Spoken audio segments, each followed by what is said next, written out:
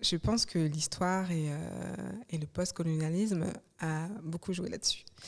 A défini les Africains comme des sauvages et les Afro-Caribéens comme des Français.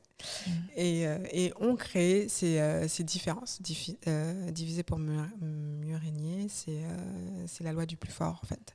Tout à fait. Donc c'est pas juste les Antillais, ils n'aiment pas les Africains ils comprennent pas. Enfin, l'histoire fait que on a divisé deux populations et on a cultivé cette division. Aujourd'hui, sur les questions de violence policière, c'est rarement les Antillais qui sont tués. Donc, tout ça pour dire que c'est sensible, oui et non, parce que on est encore une communauté où il y a beaucoup de mots MAUX qui n'ont pas été réglés, évoqués et compagnie. Donc ça peut être difficile d'être évoqué. Mais il y a un pourcentage de vote FN aux Antilles. Parce qu'ils font leur défense entre ce qu'ils sont et ce que d'autres sont, même dans la Caraïbe. Donc il y a des choses qui sont non réglées parce qu'elles sont tabous, parce qu'elles ne sont pas évoquées, parce qu'elles ne sont pas exprimées.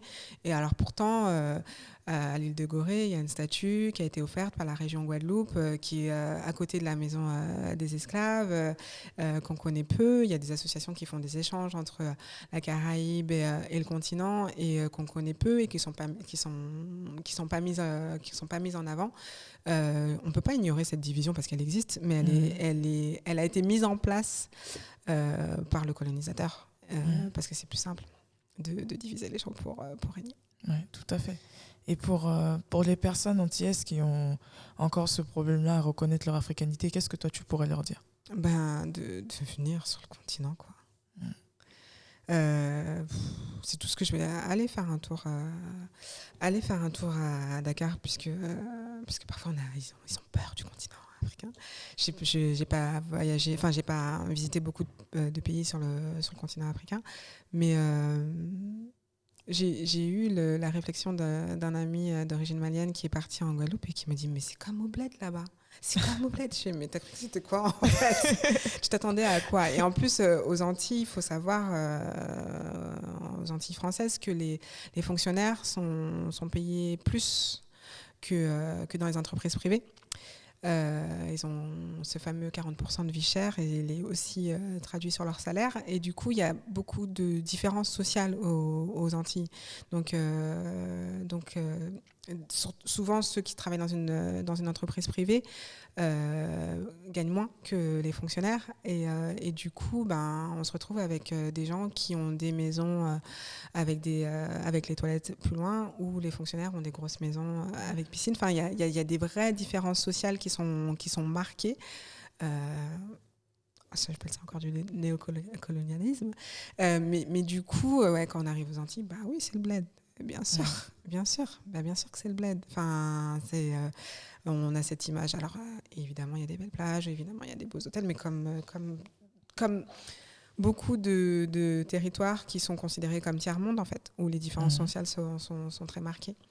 Donc c'est marrant j'ai envie de dire,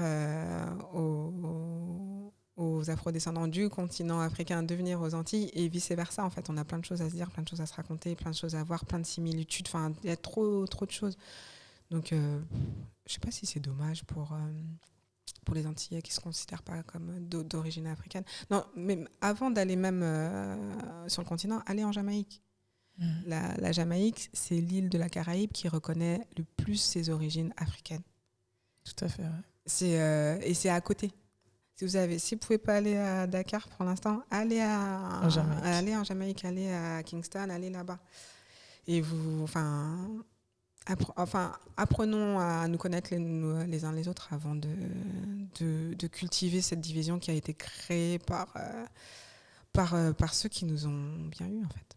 Je trouve ça super en fait cette invitation-là parce que ça me fait venir à l'idée aussi qu'il y a aussi pas mal d'Africains malheureusement qui ne se sentent pas concernés par les problématiques qui touchent aussi les personnes antillaises. Donc c'est vraiment bien justement cette invitation-là où tu proposes en fait aux uns et aux autres en fait de se rapprocher pour apprendre à mieux se connaître. C'est vraiment... Mais c'est valable sur le territoire français aussi. On divise les populations et tout, alors que par exemple dans les cités, dans les quartiers populaires, c'est là où il y a le plus de solidarité. Le plus d'entraide, le plus de... Enfin, j'ai jamais mieux mangé un couscous que dans une cité ou un mafé ou un tiep. Enfin, c'est là que j'ai découvert ces mets culinaires avant de les découvrir dans des restos. C'est là où il y a le plus de générosité. Enfin, voilà, avant, les gens laissaient les portes ouvertes. On pouvait compter sur quelqu'un pour récupérer un enfant à l'école. Enfin... Voilà, et là, on parque les gens, on leur dit c'est lui le méchant. Ah, mais lui aussi, il est méchant. C'est ça qui est vraiment dommage. Et voilà, mais c'est toujours cette loi du plus fort de diviser pour mieux régner, quoi. Tout à fait.